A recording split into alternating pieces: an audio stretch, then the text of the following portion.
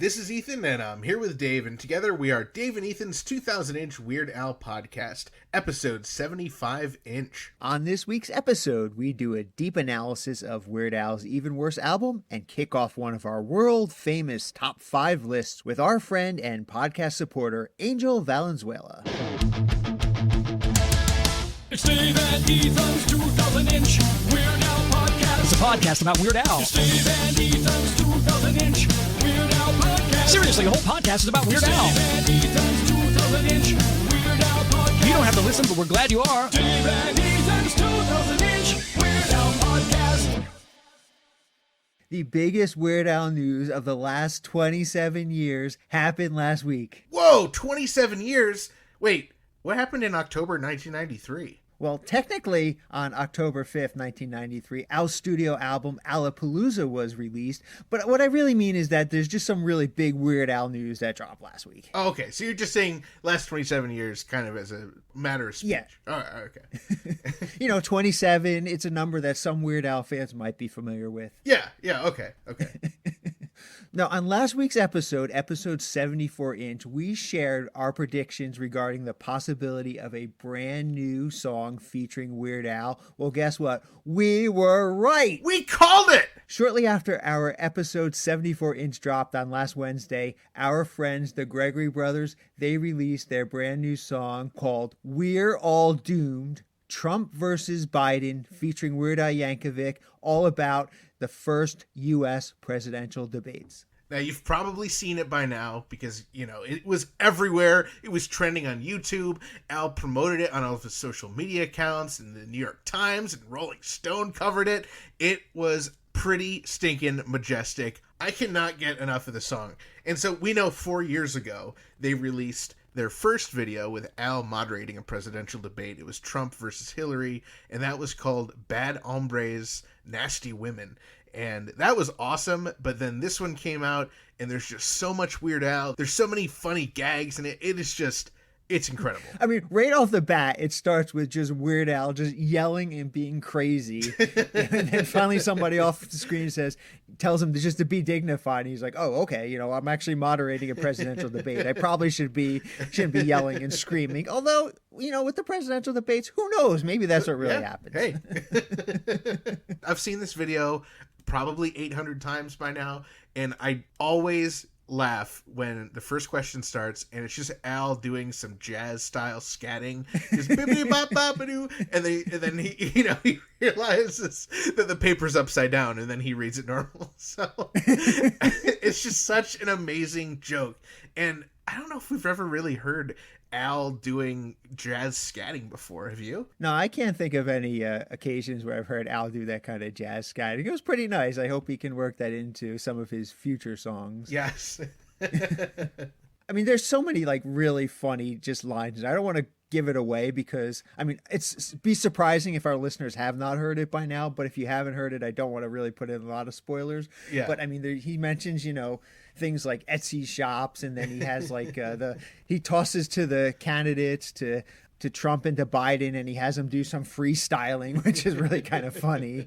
And then of course he even mentions murder hornets. You can't get away without mentioning murder hornets in 2020. I feel like back in March or April or whatever, murder hornets were a much bigger issue, and I haven't heard much about them lately, but I'm glad Al is keeping them in mind so we can stay safe. That reminds me of the joke that goes around. As a kid, I thought that quicksand was going to be a much bigger problem than it really is. Back in March, I thought murder hornets were going to be a lot bigger problem than they really are. Maybe it's a West Coast thing. I don't know. No, but it was just so great. I mean, they returned some of the gags from the first debate, like the wind machine, and then there's a payoff at the end of that. They dropped it the day after the debate, less than 24 hours after it ended. It came out.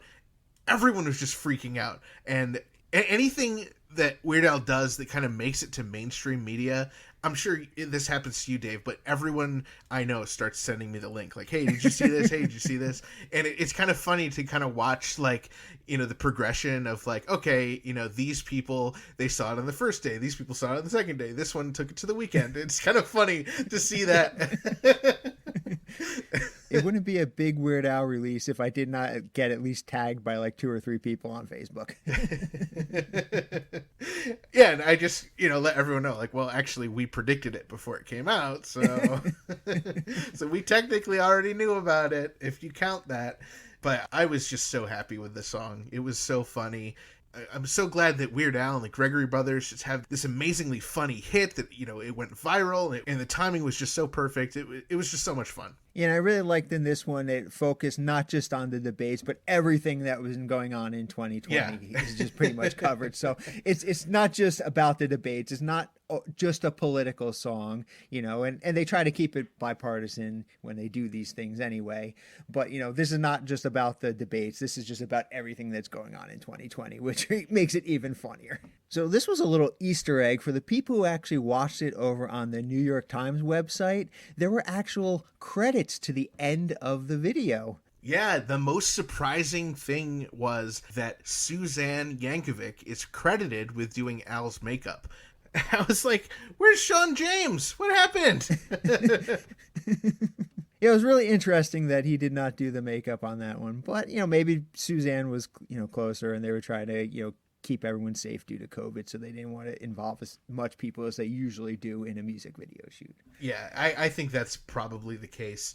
Another interesting thing is, again, they recorded Al's parts with the Epic Rap Battles folk. So that explains the photo we saw on the Gregory Brothers Twitter page where it showed Al posing with the Gregory Brothers on the screen. In addition to the main video, there was another video that was released over on the Gregory Brothers YouTube account, and it was a behind-the-scenes video took from when they were recording with Al all the way through till right up till they released it. It was really pretty cool to get to see the behind-the-scenes, and it was nice that they thought to record all that for a behind-the-scenes video. Yeah, it was really interesting, and it's a great peek at just how hard those guys work. I mean, everyone was just like, how did this video come out the day after the debates? Because it's a full-fledged, really, really catchy, really well-done song, and a video to go with it. Like, it is mind-blowing. I think we kind of had an advantage because we had spoken to them and we kind of know their process, but to the normal person who doesn't know how the Gregory Brothers are just wizards at this stuff, like, it's still really impressive. The behind-the-scenes video, of course, it has, Al in it, and he's not the main focus of it, but he's definitely in there for a couple bits. There's even one spot in the video where Al texts one of the Gregory Brothers, and he says, "Good luck," after watching the debate. Yeah, it's definitely worth checking out that behind-the-scenes video. I really enjoyed it. Now, if you remember last week, we mentioned that we actually contacted the Gregory Brothers and shared our suspicions with them, and they replied with just a graphics interchange format of Al in front of a wall of fire just saying, despite, things, and that actually does show up in the song, although in song there is no flames behind them. So I wonder if they added the flames for our GIF or if that was an early version. I'm not sure. Yeah, good question. Since we did contact them before the video came out, maybe they were just working on some ideas, and that's the one they happened to have settled on at that time. Oh, for sure. It is quickly becoming one of my favorite GIFs, Dave. I know you say GIF. I say GIF, but... Well, I say GIF because that's how the person who invented the graphics interchange format decided to pronounce it. I think we need to ask Al what he says, and whatever he says is what goes. But anyway. No, it's whatever the guy says, but that's for a different podcast. Okay. That could be a whole episode in itself, us arguing how to pronounce GIF. Anyway. Whatever you call it, the animated little clip has become one of my all-time favorites. It is perfect, as I learned, for sending, during this whole thing. Like, I wish someone a happy birthday, and then I sent them the gift. So it's like, happy birthday, despite, things. And I mean, Dave, you and I, we've both celebrated our birthdays since the pandemic started. So I think it kind of captures a happy birthday very accurately, or really any time you have to send something remotely positive, it's a good thing to send. Yeah, that's a great idea. That's really funny. Now, if you remember after our interview with the Gregory Brothers back on episode 28-inch last year, they added the stems for the Bad Hombres Nasty Woman song. that they did with Al back in 2016. Well, they have yet to actually add on their Patreon page the song and stems from this song, but we're hoping that they eventually do. And if not, we're going to give them a little nudge like we did last time. Yeah, I'm excited to hear Al's tracks separate and everything. It's just, their Patreon's really cool. We've been supporting them since we had them on last time, and they put out some really good stuff. It's really fun. We are hoping to have the Gregory Brothers back once the debates and elections calm down, so I definitely want to ask them, were there other questions that Al recorded song lyrics to? Yeah, as soon as things calm down and get back to normal, we'll have the Gregory Brothers on. So that'll be like in 6 or 7 years from now, at the rate we're going. No. We hope to have them on as soon as they're available. It is their busy season. And yes. So... Wow, so a brand new song featuring Weird Al Yankovic. Can it get any better than that? Well, just when you think it can't get any better, there's some more really big Weird Al news that has broken since last week's episode. No way! There can't possibly be any more big Weird Al news that broke since last week's episode that can top a brand new song featuring Weird Al Yankovic. Well, you better believe it, Dave, because yes, Weird Al has received his Weird Al Chia Pet. Wow, do you think he's actually going to try to grow it? I hope so. How creepy must it be to have this image of yourself and then you have to then grow your own hair on it? It's just, I don't know. If I was Al, I mean, I'd be flattered, but I'd be freaked out just to have like a chia pet of myself staring at me every single morning, and then I have to water it to keep it alive. Well, I want to know, is Sean James going to get a chia pet, and then is he going to style the chia hair the same way that he styles Al's hair? That's a great question. We're going to have our intern Frank follow up with Sean James on that one and see if we can get an answer.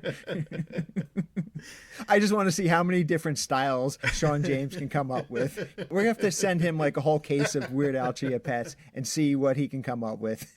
I bet he would do something incredible with it, just knowing him. Now, Dave, when we were doing the Chia Pet on live Instagram, you actually learned a couple tips and tricks, and I think we should share them right now, for anyone listening, and of course for Al, who I'm sure is just perplexed as to how to put his Chia Pet together.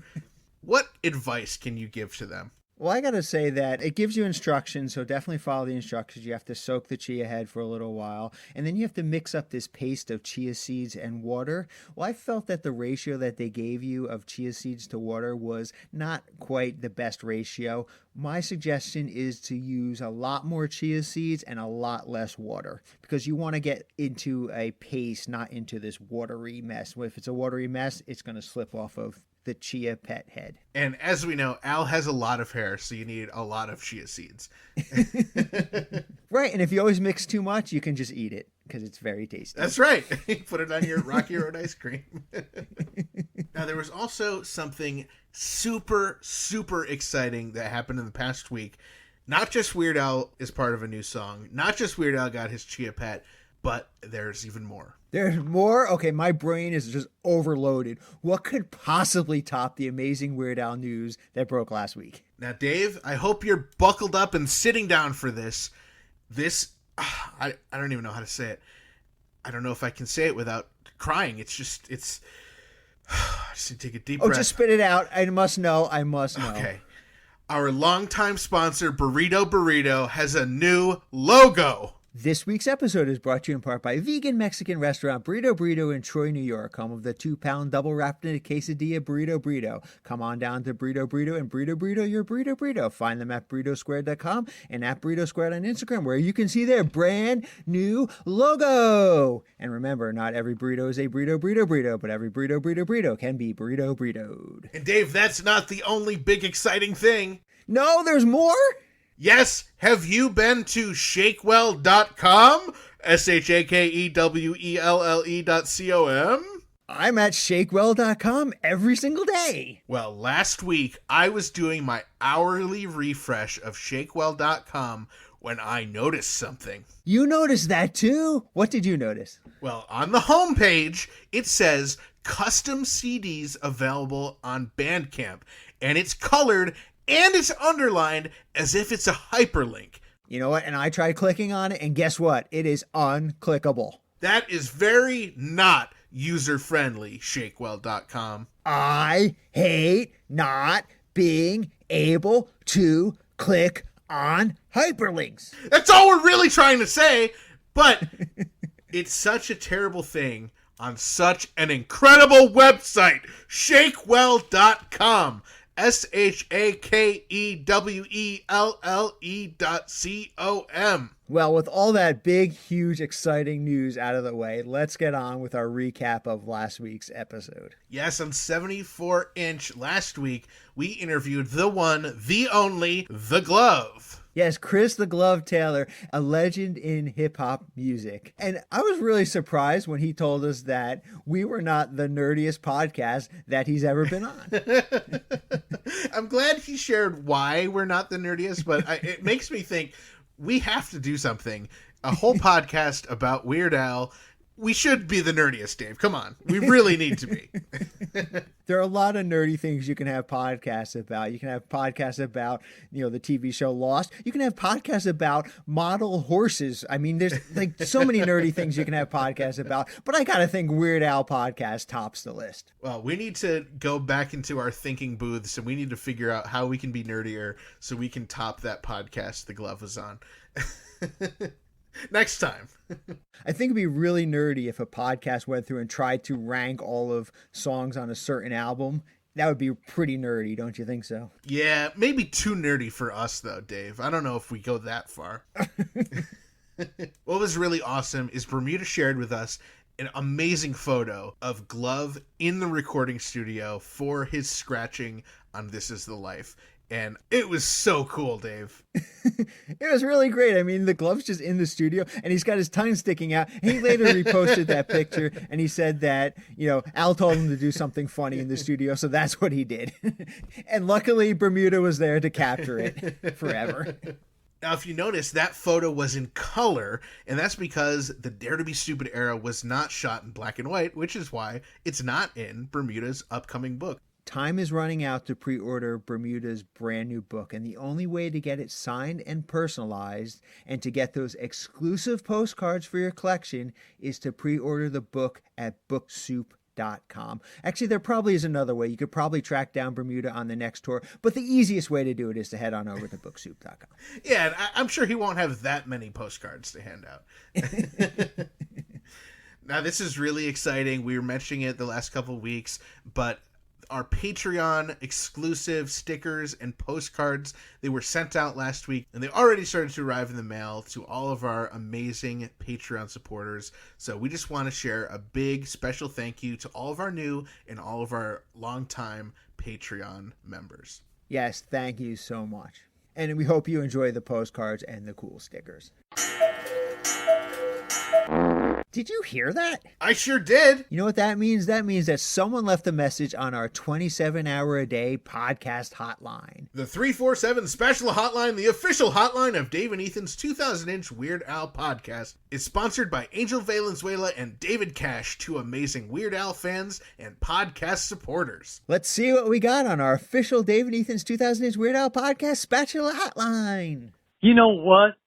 I have this imaginary rash on my leg for the past 27 days. Soap and water didn't help. Bleach didn't work. Then my holistic natural advisor told me, Ken, you need to listen to Dave and Ethan's 2000-inch Weird Al podcast once a week, every Wednesday. And you know what? It worked. It did. That imaginary rash is all gone. Unbelievable. If you have an imaginary ailment, just listen to Dave and Ethan's 2000-inch Weird Al podcast once a week, every Wednesday. And I bet it will help you like it did me. Dave and Ethan's 2000-inch Weird Al podcast. It's a good cure for anything imaginary. Wow, thank you, Kenneth. What great and sound medical advice. It's really not that much different than a lot of the medical advice we've seen floating around on social media lately. Yeah, you're a smart man to listen to your holistic advisor, Kenneth. They give some great advice. You know, Ethan, it has been a really long time since we have done a top 5 list. The last album one we did was back in December for episode 31 inch when we did the top 5 off the deep end songs with Allison Parsons. Yes, man, it's been such a long time. Now, we did do a top 5 earlier this year with Kelly Phillips, but that was with album arts, not tracks on the album. So, man, there's so many albums to choose from. What should we do? Well, seeing that October 5th was the 27th anniversary of Alapalooza, there's only one obvious choice that we should do, and that is Even Worse. Oh, yes, that's the obvious answer, Even Worse. Now, actually, as luck would have it, we know someone whose favorite album is Even Worse. Yeah, our good friend Angel Valenzuela, who sponsors the official David Ethan's 2008 Weird Al podcast 347 Spatula Hotline, he's a really big fan of Even Worse. So I think it would be great if we could have him on to help us figure out this top 5. Well, it's good enough for me, Dave. Let's welcome to the podcast Angel Valenzuela. How's it going, Angel? Hi, Dave. Hi, Ethan. How's it going? I'm doing well. Thanks for having me on. Yeah. You know, I feel like Even Worse gets left off of a lot of favorite album lists. You know, people always mention, you know, my favorite album, which is either Running with Scissors or Bad Hair Day. I hear a lot of people mention Mandatory Fun. You know, Dave, of course, loves Smells Like Nirvana, but Even Worse is not a regular favorite album. Yeah, that's too bad.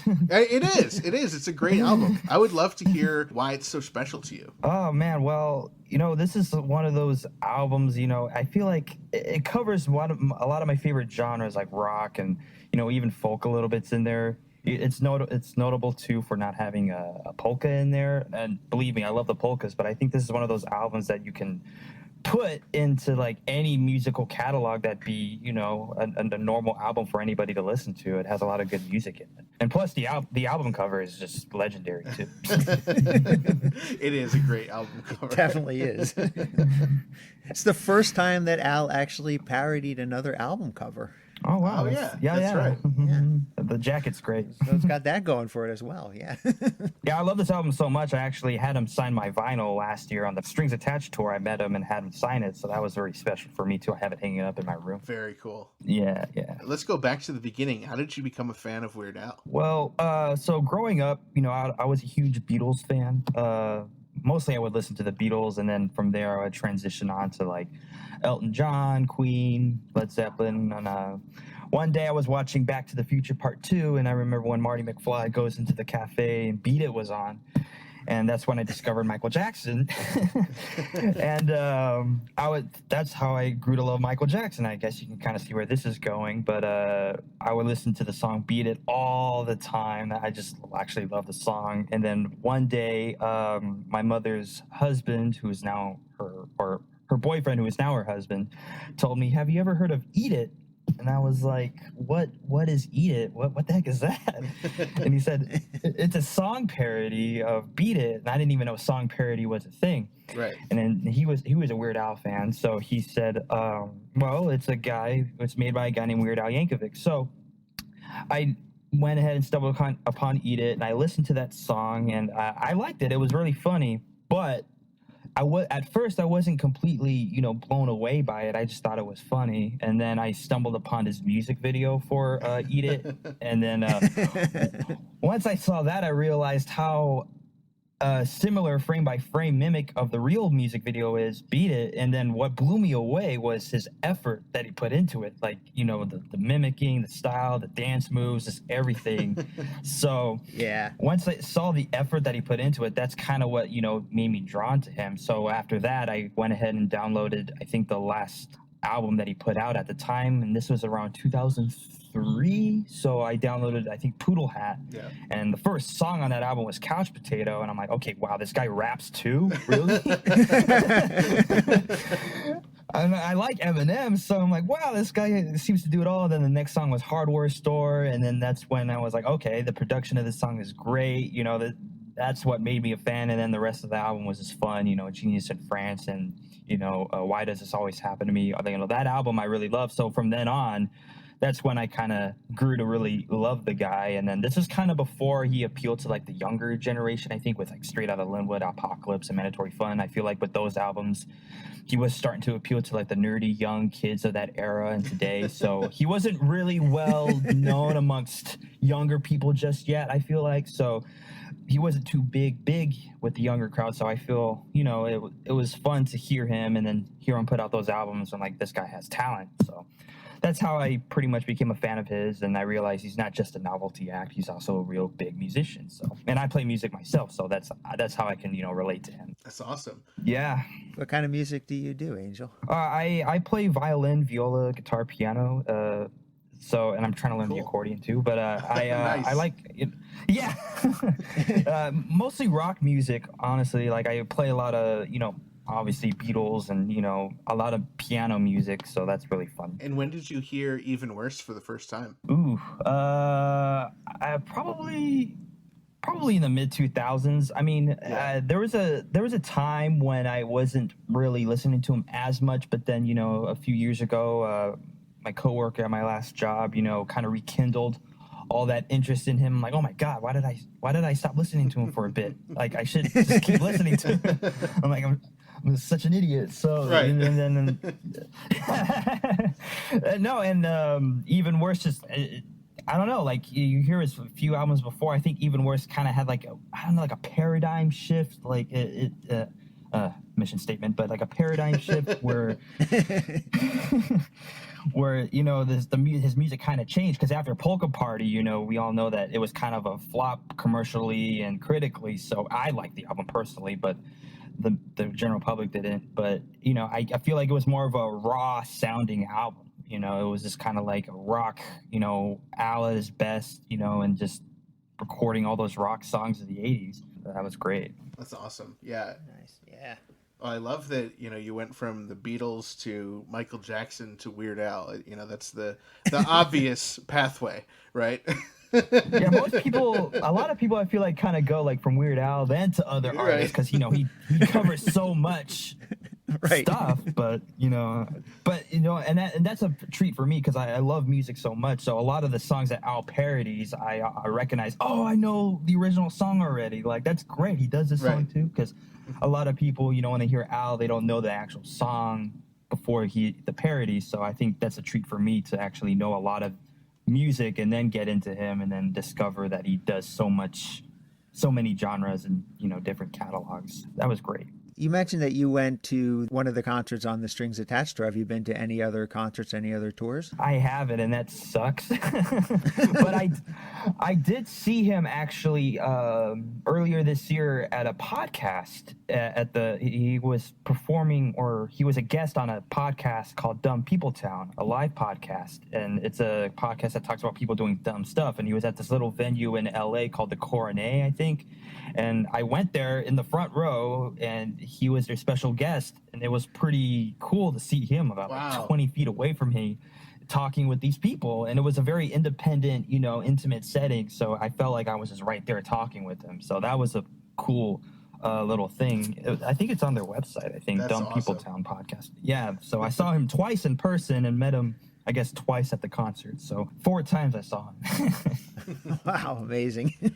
Well, hopefully we get back to live tours and you get to see him again. Yeah, I definitely plan on doing that. I'm going to probably buy every VIP ticket I can, because I don't want to sit in the back row. I had a meet and greet ticket. I was like a few rows away from the Strings Attached tour. You know, being in an orchestra and seeing him with an orchestra, that was a very fun treat. So, well, one interesting thing about the Strings Attached tour is there were no songs from Even Worse performed. Yeah, I know. And no polkas either, actually. Right. Yeah, true. But he had a lot of great what's it called? There's epic songs on there. Yeah. But he did a lot of great songs. You know, for me, it was like one of those, I guess it was like he performed the songs that people would like. I guess I should have went to his Ill-Advised Vanity tour, because I know he played mostly originals. I definitely would have loved that. You would have heard a lot of Even Worse songs. Yeah, definitely. So, you know, that I missed that one. Well, hopefully Al gets back out on tour and he puts some songs off of Even Worse back into his set list for you, Angel. And for the rest of the fans as well. Yeah, definitely. Well, Dave, let's refresh everyone on the tracks on Even Worse and chat about them a little bit before we get into the top 5. Yeah, it's a great idea. I want to start a little bit off with the actual album itself. As we mentioned, Even Worse, that's the 5th studio album from Weird Al, and that, of course, followed Polka Party in 1986. Even Worse came out on April 12th in 1988, and it was recorded from November 1987 through about February 1988. Now, there were 3 singles off of Even Worse, Fat, Lasagna, and I Think I'm a Clone Now. And it was the first album, as Angel mentioned, since the original self-titled album to not feature a polka. And it's also the most recent album not to feature a polka. Yeah, that's funny. And it's also one of 2 albums to not feature a polka. I don't know how many more ways we can say it. Now, Al said that the album, because it had a lot of accordion-heavy songs on it, like Lasagna, he felt that it did not need more accordion on it. It did not need a polka. We'll leave that up to the listener to determine if that was the correct choice or not. Yeah, I've always wondered why he didn't do a polka on the album. I mean, I love the polkas, but I'm not mad that he didn't do one. I was just like, I wonder why he didn't do a polka. Yeah, it is an album that there is so much variety on it. It's almost like you get to the end and you're not like, hey, where's the polka? I think I kind of agree that there's enough accordion on there that you're not like, hey, where's the accordion on this album? Right. Yeah. You guys are going to love this fact, is that Even Worse peaked at number 27 on the Billboard 200. Whoa. Yeah. I feel like I would like it more if it peaked higher, but I guess, if it peaked at number 1, that would be pretty stinking majestic. But, 27, that's a good number to peak at, I guess. He did that on purpose. 27 is pretty impressive. And, you're right. If it's not going to be number 1, it might as well be 27. It's not bad out of 200. Right. My order of preference is 1, 27, then 2, 3, 4, 5, 6, 7, 8, 9. Up through 26 and then 28 through 200. And I think it almost spent 27 weeks on the charts. It spent like 26. So I'm like, dang, almost. Oh, man. Well, we still have time to get it back on the charts. All we have to do is go out and purchase a lot of albums of Even Worse, and we can get it back on the charts. We should do that sometime. That 27th week. We should raise like $1 million and just buy the same album a bunch of times and just... That would be a great use of $1 million. Yes. I can't think of any other reason, any other purpose to use $1 million for. Yeah, me either. I'll sign up for Who Wants to Be a Millionaire, and Okay. I'll try to raise money. Now, Even Worse was also Al's first album to go platinum, which means it sold over 1 million copies in the U.S. Very cool. And as we mentioned, it was the first album where the cover itself is a parody of course, Michael Jackson's album Bad. Yeah, and it's it's got Al dressed in the leather suit with the stuff hanging off, and it says Even Worse on the side. And I think this went over my head for a while as a kid, but Even Worse is of course in reference to Bad, which is bad, but now Al is even worse. So I think that even the title of the album is a parody in a sense. So parodies every which way. It's very clever, like, Even Worse. Like, who would have thought? And when I tell people, because I know people that like Michael Jackson, so when I say, he does a song, a parody of Michael Jackson with this album, it's called Even Worse, and they're like, even worse? So the album's called Bad, and yeah, it's even worse than Bad. So So there's 11 songs on the album. You want to bring us through them, Dave? Sure. The first song on the album is also the first single off of the album, and that is Fat, which is the parody of Michael Jackson's Bad, in which the narrator summarizes his life as a very ridiculously, severely obese person. Right. And this is the second time that Al has parodied Michael Jackson, the first one, of course, being the parody of Beat It called Eat It. Right. Apparently, Michael Jackson really liked this song. He bought a few copies of the album for a lot of his friends, and he did donate the set for his Moonwalker music video to Al to shoot the video for Fat as well. So nice of him. Such a great video. One of my all-time favorite Weird Al videos, for sure. Yeah, his dance moves are funny. And this is also one that's really fun in concert. Oh, yeah. Yes, definitely a concert favorite as well. Yeah. This was one of Al's biggest hits. It actually peaked at number 99 on the Billboard 100 singles. So it just barely made it on there, but I don't think that reflects how big of a hit it really is. Yeah. Out of how many songs, it's an achievement in my opinion. The music video itself for Fat won a Grammy for the Best Concept Music Video, which was Al's second Grammy. That's right. Wow. The second track on the album is called Stuck in a Closet with Vanna White, and this was one of Al's first original songs that he actually recorded for the album, along with Melanie. They basically started recording on that first day together. And this is a song, a pretty odd song, in which the narrator describes a reoccurring dream that he has about being stuck in a closet with the hostess from the very famous Wheel of Fortune game show. I wonder what she thought. Well, yeah, that's a great question. I do wonder what she thought, because Vanna White did later work with Al on 2 projects, and I never heard anything from Vanna White. I don't know if she's ever given an opinion at the song. I don't know if Al even talked to her about the song. Of course, Al appeared on Wheel of Fortune along with Little Richard and James Brown and Lee Greenwood back in 1994. But a couple months earlier, the movie Naked Gun 33 1/3, The Final Insult, came out, and Al, of course, has a couple scenes in that movie with Vanna White. She loved it, I guess. I've never heard Vanna White give an opinion about the song either way. I would love to know what she thought about the song, or if she's even heard the song. I've got to imagine she's heard the song. It'd be great if you guys could get her on the show. I went to a taping of Wheel of Fortune, and in between, they record a couple episodes during the day, and in between they do a little bit of a Q&A with her, and you can ask questions. And my hand did not get picked, but I was going to ask her about how she felt. So sorry I don't have anything to share, but At least you tried. We're just going to have to send you back to the Wheel of Fortune tapings until they do actually pick your choice. So right. So the third track on the album is called This Song's Just 6 Words Long. It's a parody of Got My Mind Set on You, as covered by the ex-Beatle. That's a toss out to you there, Angel. The ex-Beatle, George Harrison. And it was originally by James Ray, which Hutch Davey Orchestra and Chorus. So it's not actually a Beatles song or a George Harrison song. It's actually just a cover that he did. I read this piece of trivia. I didn't verify it, but it sounds good to me, is that Al's song has 99 different unique words in it, and the original only has 40 different unique words in it. So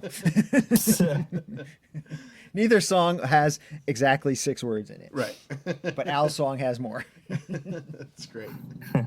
Number 4 is a style parody of Oingo Boingo, which was a new wave band that was active around that time. They're best known for their song Dead Man's Party, but the track on the Even Worse album is called You Make Me. It's a very demented love song sort of track where the narrator is kind of drawn to do these really odd, strange, unusual things to impress the object, of their attraction. In the permanent record Al in the Box booklet, Al says that this was the closest that he ever came to writing a real love song. So if you can imagine just exactly what this tells you about Al's love life. I wonder if the line "You make me want to eat pork," if Al thought about it differently once he became a vegetarian years later. The next track is I Think I'm a Clone Now, which was released as the third single off of the album. It is a parody of I Think We're Alone Now, as it was covered by Tiffany, but originally done by Tommy James and the Shondells. And you want to remember that name because that's going to be important later when I get to another song. Oh, yeah. The song is actually about this man who has a clone, and he lives side to side with his clone, and he talks all about the adventures that him and his clone go on together. The next song was released as the second single off of the album, and that is called Lasagna. Now, this is a parody of the traditional Mexican folk song La Bamba that was popularized by Richie Valens and later covered by Los Lobos. What's interesting about this is that even though a lot of the songs were popular at the time back in the 80s that Al did the parody of them, they turned out to be from older songs. So in this case, this was an older traditional Mexican folk song that was popularized by Richie Valens. The new version, Lasagna, is kind of written in the style of like an Italian folk song, which is really focusing a lot on the Italian culture and especially a lot on the Italian food. Right. And originally, Al wanted to record this song in Italian, but then he kind of came to his senses and said that it's going to be lost on like 99% of my audience if I just sing this song entirely in Italian. Another interesting bit of trivia about this song is, though, even though it's a parody and Al tries to get permission to do a parody song out of the goodness of his heart, there was nobody to ask to do a parody in this song because it was a traditional folk song. So he didn't have to actually ask anybody. He just went ahead and did the parody, and that's why he's written as the sole writer of the song on the liner notes. Just back to the previous fact, I wish he did record a version in Italian, like the Japanese version of Jurassic Park. It would be really cool just to hear that recording. Mm-hmm. That would be pretty wild. If you have any Italian listeners who are also musical, please make that happen for us. We will send you a sticker. The next track off the album is called Melanie. It is another demented love song. It's an original about this stalker who's obsessed with his neighbor whose name is Melanie. I feel like the first time I started researching it, it was listed as like Al's only song that could be considered PG-13. Pretty dark song. It is. So what's interesting about this song is that it makes a reference to a certain building called the Galemore Building, and that Galemore Building is actually the location of one of Al's old apartments. Yeah, when we were chatting with Bermuda on episode 27-inch, he mentioned that it was the Galemore Building where they actually recorded a few things, including the Al TV theme. Very cool. I have not visited it, but I really do want to go check it out sometime. Angel, you're closer than we are. Have you ever been to the Galemore Building? That's in LA, right? No, I haven't. Yeah. I'll if I go, I'll try to jump from the 16th story Okay. window. And see Just make sure you call 347 Spatula before you jump so we can hear it and play it on the podcast. Which, of course, okay. you sponsor the 347 hotline, so it'd be very apropos. Definitely do that next time I'm out there. The next track on the album is a parody of Moni Moni as covered by Billy Idol, which originally was done by, here's that name again, Tommy James and the Shandells.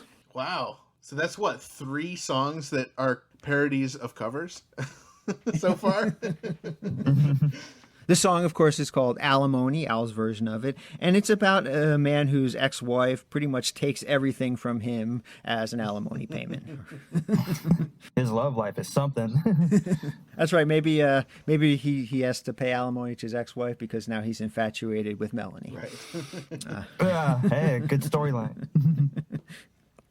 And though it actually sounds like on the album that the song is recorded live in front of, a big, huge group of fans, it was all that effect was done entirely in the studio. It was not recorded live. And the reason why it was recorded live is it's actually it's a parody of the live version that Billy Idol does, which he released as a music video. The next track on the album is a style parody of The Police called Velvet Elvis. Velvet Elvis. Dave, isn't your nickname Elvis? It is. It definitely is. My nickname is Elvis. Dave Velvet Elvis Rossi. So this song is about those gaudy and kitschy paintings of Elvis Presley that are done on a velvet canvas that you often see being sold at gas stations or off the side of the road. Maybe not anymore. Maybe at the time, but I haven't seen... if I saw a Velvet Elvis at a gas station, I would buy the crap out of that. I've got so many holes in my walls that I need to cover up. On the Vanity Tour, Al said in concert that he would often say that his band is better than the Police because there are 5 people in his band and there are only 3 people in the Police band. So 5 is better than 3. So, of course, Al and his band are 2 better. That's right. That's math. You can't argue with it. I guess that means he's also better than the Beatles too, huh? That's right. Obviously. Yeah. The next to last track on the album is called Twister, and this is interesting. It's a style parody of the Beastie Boys, which was a rap and hip-hop type trio, which were active from like 1978 through about 2012. But it also is sort of a cover song of a commercial that came out for Milton Bradley's very popular party game called Twister. I couldn't find the actual exact commercial that it came from, but I did find a very close representative of the commercial from when it debuted in 1966, and there are a lot of lines that are exactly the same, which Al lifted from that commercial. And last but not least, the final track on the album is Good Old Days, another original song done in the style of James Taylor, but Al kind of described it as not just a James Taylor style parody, but as if James Taylor and Charles Manson kind of collaborated to write a song. So it's a very dark, twisted song about this narrator reminiscing about his very disturbing and warped childhood. It's such a fun song. I feel like this song could be rated R. You know? Almost, yeah. Yeah, I mean, when you were saying earlier that you thought that Melanie was a PG-13 song, I was curious to see what you thought about Good Old Days and some of the other ones. I saw it described as one of Al's only PG-13 songs. I think that there are a couple that could make that rating. All right, so we basically went through every track on the album, and now I think we should get into the top five. But since it's been a while since we've done a top five, can you remind us and the audience, our listeners, how exactly a top five works? Yeah, so what we are going to be determining today is the definitive top 5 songs on Even Worse. Once we come up with this, no one can argue with us because this is, as I said, the definitive top 5 list. How it's going to work is we are going to start at 5 and we're each going to share our top 5 songs in order, but we have not seen each other's lists, so we'll be hearing them for the first time. We'll start at 5, we'll go up to 1, and then it will be our job to peacefully and within the next 27 hours of recording time determine the top 5 as decided by us. It'll become definitive. Nobody can argue. People can have their opinions, but in the record books, we will look at our top 5 list that we determined today as the ultimate definitive list. Very well said. I was reading off of a paper. All right. Well, I think it would be great for us to start. Angel, you are our guest. We would love to hear what your number 5 track is. Okay, so the number 5 song that I have is Twister. You know, when I first heard the song, I didn't really listen to it that much. I didn't like it too much, but the more I listened to it, the more I liked it. Because I like the record scratching and how hardcore he sounds. And like Dave said, it was off a 60s commercial, and I like how he just turned that nice 60s commercial into a Beastie Boy style parody, and it almost sounds like I don't want to say it, but it almost sounds like he's like mocking the Beastie Boys' like music, even though right, I'm sure he means well, but it sounds like he's kind of like mocking them with, I'm a hardcore, I'm gonna write about Twister, it's just funny. Yeah, so I'm sure he means well, but and I love the vocals too, every time he says Twister, it's just, Right, it's great. So I had to put that in my top 5. It grew on me. So yeah. Well, Dave, you actually covered Twister on one of our episodes this year. That's right, I did. And I'm so glad that you mentioned that Twister was on your list, Angel, because it is on my list as well. And I thought I was going to have to fight for that one. So I'm glad that at least I have somebody on my side for this one.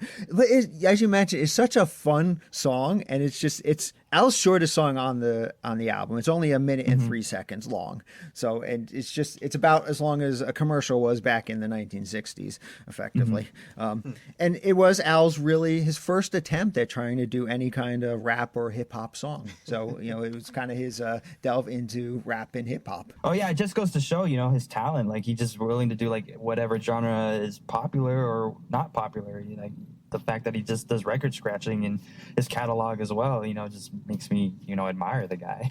Have you guys ever actually played Twister? I have played Twister, yes. I used to play Twister as a child all the time. It was a lot of fun. Mostly play Shoots and Ladders. Right. I don't think I've played Twister since I was in preschool. I have no memory playing it. I know I have played it at one point, but certainly not as an adult. It's a little different when you're older. Right. I feel like. Yeah, the game kind of takes on a little different meaning as you get a little bit older. Yeah. All right, so my number 5 song on Even Worse is Melanie. Oh, Melanie. Why is Melanie your number 5 song? I really enjoy the song Melanie. I like that it's demented and weird, the mohawk to the cat, the narrator kills himself effectively. It's such a weird and twisted song that I very much enjoy it. And it's certainly a favorite at concerts when you hear it. It's definitely a fan favorite song, so I definitely felt it deserved to be on the top 5. But I like 4 other songs better, so that's why it's at number 5. I love that song. Yeah, it's also on my top 5. But no, his vocals for that song are great. It's like one of those songs that you can just listen to with and show to anybody, I feel like, and they'll probably like the harmonies and stuff. And I really like the song. Well, I had a tough time actually with Melanie. It was actually, I was back and forth between 2 songs, my number 5 song, which I eventually did settle on, and Melanie for the number 5 spot. And right up until the last minute, I had Melanie there. So I just switched it out right before. So it's number 1 on my honorable mention list. I do enjoy the song very much. I love the lines in it, gave a mohawk to your cat. That is so much fun. And of course, you weren't impressed when I tattooed your name across my forehead. Yeah. If that doesn't impress somebody, then, what will impress them? Right. Well, tattooing their name across your ankle is what will impress them. Maybe I should have went for the forehead. Yes.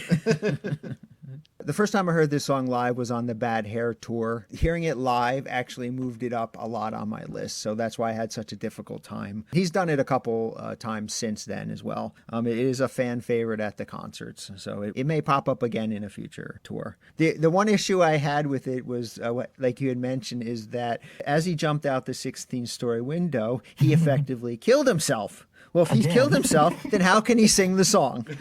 So it was a little bit of continuity logic there, which bumped it out of the 5th place for me into honorable mention. That makes sense. I look for continuity with my Weird Al songs always.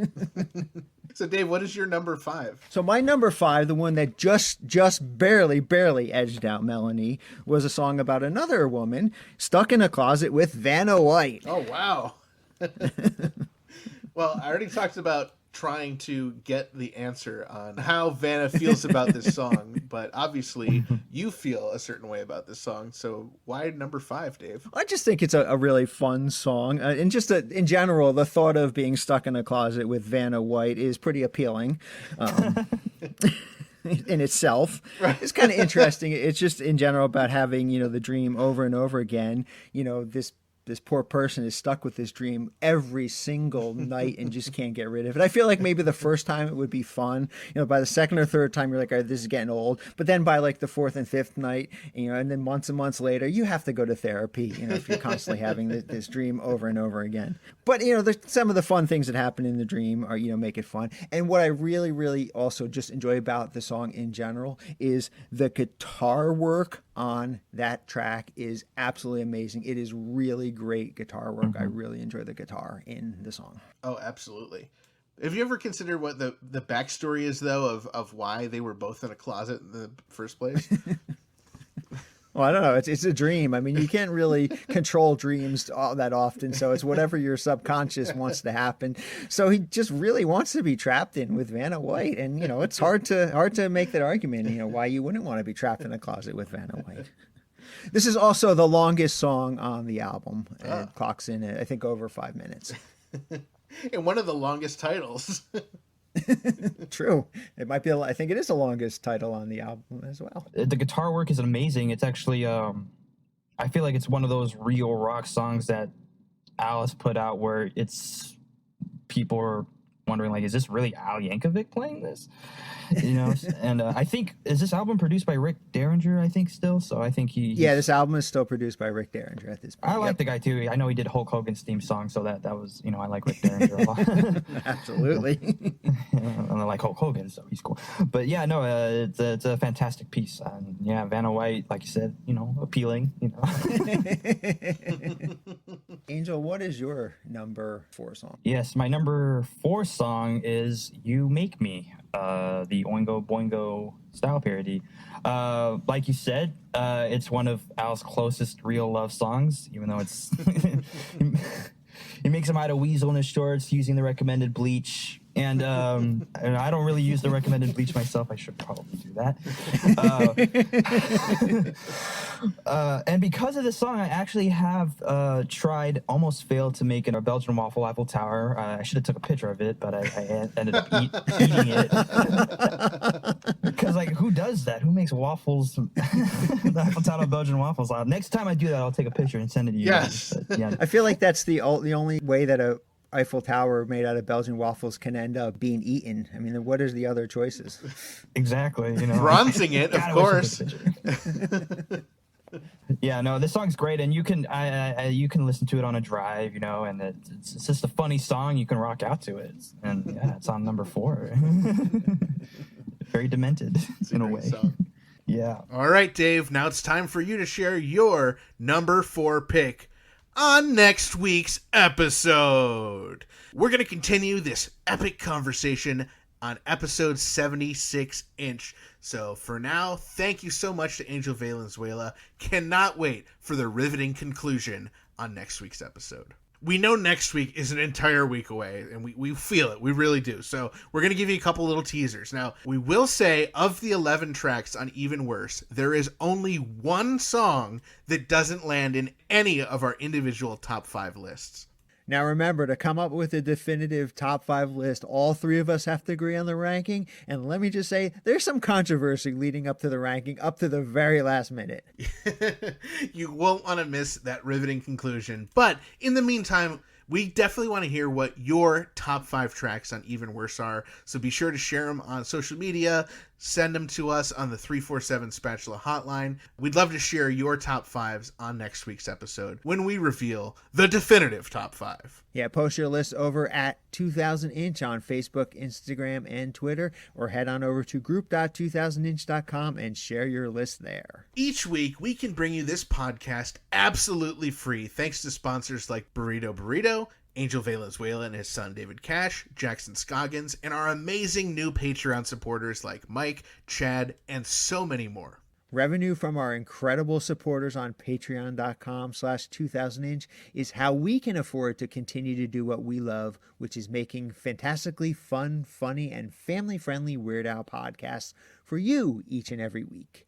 We'd absolutely appreciate your consideration in joining our heroic Patreon family for as little as $1 per month. Another way to support the podcast is to pick up and wear merchandise from the official Dave and Ethan's 2000-inch Weird Al podcast shop. Head over to shop.2000inch.com for t-shirts, bags, mugs, and more. And if you're following our friend Jared's Weird Al Hawaiian shirt collection on Instagram at Weird Al Prints, you'll see he's featured 2000-inch shirts in at least 2 of his amazing posts. You don't want to miss that. That's at Weird Al Prints, Prints. Find us online at weirdalpodcast.com or 2000inch.com, and please join our Facebook group by heading on over to group.2000inch.com, where you can find amazing episode discussions and other exclusive content.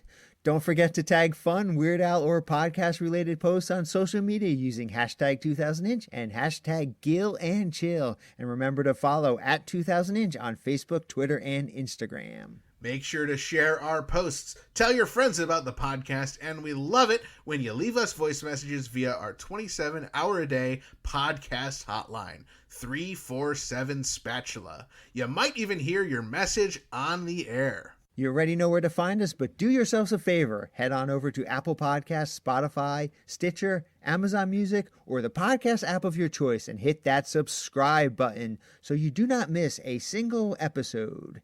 New episodes drop every Wednesday. Thanks again to Angel, Kenneth, and all of our listeners, subscribers, Patreon supporters, and sponsors, and everyone else who made this episode and our podcast possible.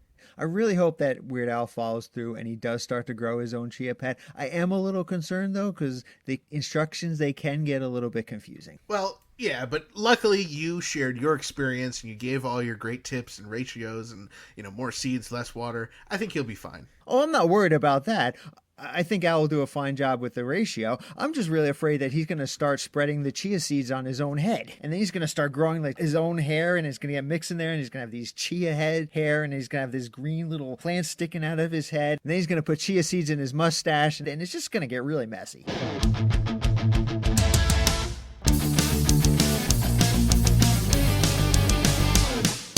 That was Dave and Ethan's 2000-inch Weird Al podcast, episode 75-inch.